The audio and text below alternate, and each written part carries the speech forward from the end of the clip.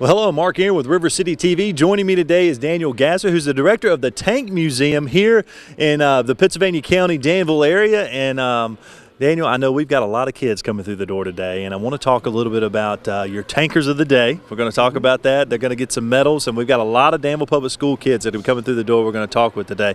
But Daniel, first off, I want to talk to you a little bit about the Tank Museum itself. A lot of people may not even realize all the great artifacts that you all have here right in our back door. So tell me a little bit about the Tank Museum and what you offer here for the community. Well, we're 330,000 square feet, and we're pretty much slam full of military.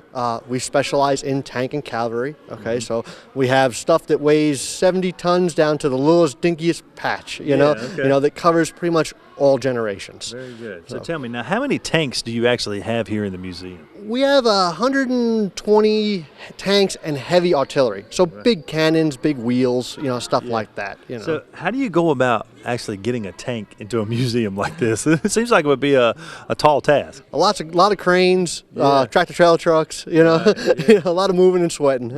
Now tell me, is this something that's been in the family for many years? I know your father actually brought the museum here to town. Tell me a little bit about how you all got into this portion of the museum with the tanks and the cavalry and everything.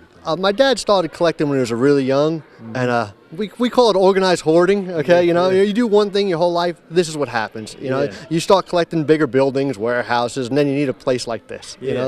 So it never stops. Now tell me, I know you all do a lot of great things out here. You have special days out where you have miniature tanks, remote control tanks. Tell me a little bit about what you offer for the community.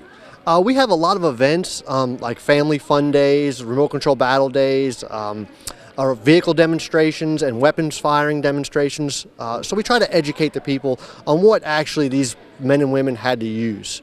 So it's a more of an educational thing. That's great, and it's great to see the kids out here today, and they're going to be, as I said, receiving some medals for the work that they've done.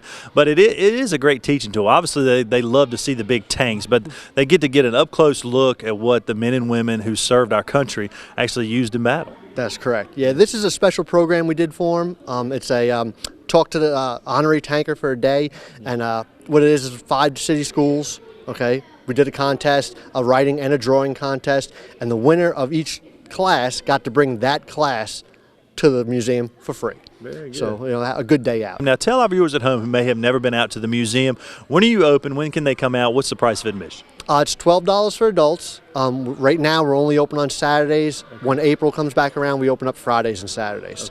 Average visitor spends 2 to 4 hours in the building. That's what I say, because there's a lot of square footage to cover. It's a lot of walking. And I did want to mention, it's not just tanks. As you mentioned, as Daniel mentioned, there's a lot of different pieces of machinery, and you've got a lot of specialized areas in the museum as well when it comes to just even the uniforms that the officers wore. We have over 30,000 small artifacts on display.